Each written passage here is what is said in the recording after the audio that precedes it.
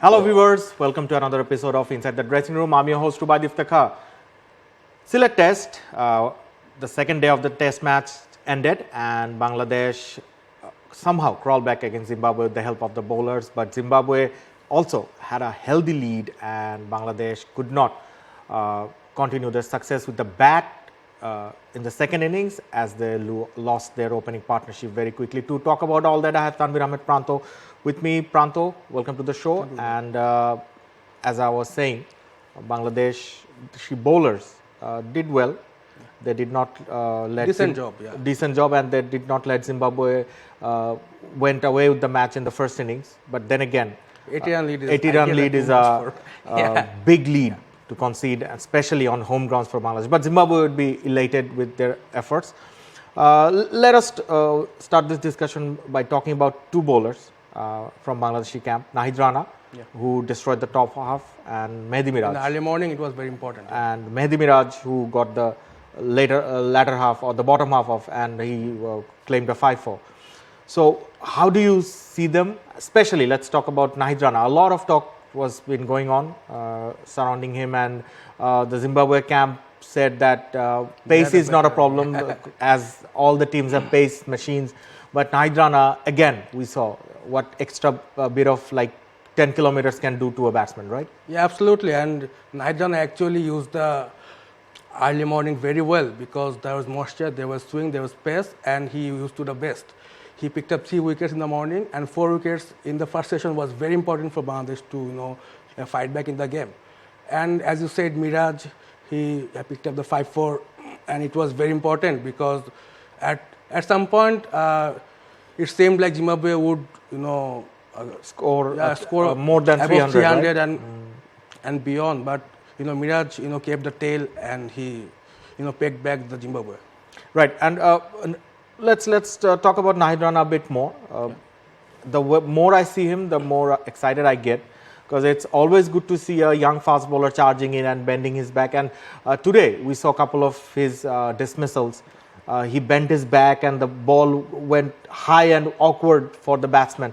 And this is good to see. And another bowler I would like to mention is who supported Nahid-Miraz very well, that is Khalid. Right? Hassan Mahmood as well. Hassan, of course, but Khalid and Hassan kept it basic, right? The basic things simple, and that helped Nahid to bowl more attacking. And Bangladeshi bowlers show that. And what I liked about the whole innings is that they're now bowling as a pack, bowling as a unit in partnerships. So it helped Bangladesh a lot. Yeah. It's actually very important to bowl in partnerships. In the morning when Nahid got the wickets, Hassan and Khaled, they bowled well.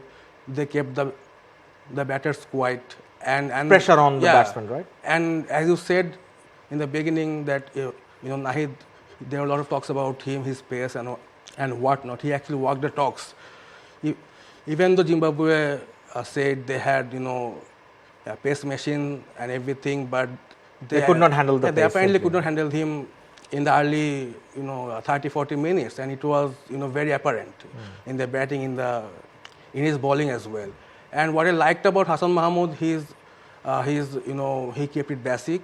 He checked the run rates and quiet. And let's talk about the Zimbabwean batting lineup.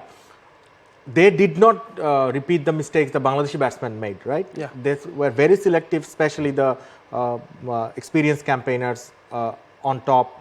Brian Bennett was there, captain was there, Craig Irvine was there, Sean Williams played a handy knock. So they did not repeat the mistake, right? The Bangladeshi batsmen made.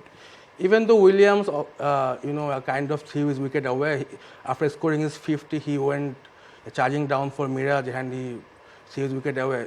If he did not throw his wicket away, I guess Zimbabwe could have scored more than 300. Right. And that was a turning point. But apart from him, I did not see other Zimbabwe batters really throwing away the wickets, and they actually played really. And Bangladeshi bowlers had to work for the wickets, right? Absolutely, yeah. That was the difference I felt, because Zimbabwe bowlers were awarded by the Bangladeshi batsmen, and they threw their wicket away and played like nothing shots. But Zimbabwean Bangladeshi bowlers had to work. Yeah. Rana, Miraj, they had to work even their 9th wicket partnership had more than 30 runs, and it was really crucial because at one point Zimbabwe were 194, 6, 7 at this stage, and the last 3 wickets accumulated added 60 to almost 70 runs. Right. It was very crucial. So yeah, they had the upper hand. This could decide, in fact, the match. Yeah, of course, because Bangladesh lost their last 3-4 wickets for what?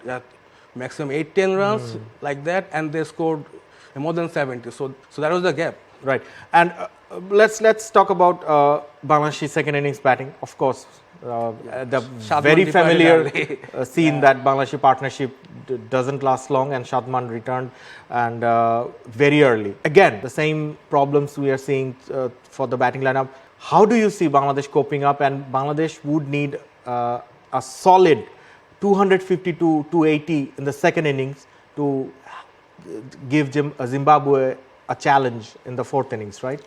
Yeah, they have to at least score 300, and then the lead will be around 220, 230 like that, and I guess then Bangladesh will have a chance to win the match. And as far as I've seen, the pitch hasn't really deteriorated, right? that much, and there's help for the batters as well if they can stay there for a long time and score runs. So it's up to the batters now, and they have to score more than 300.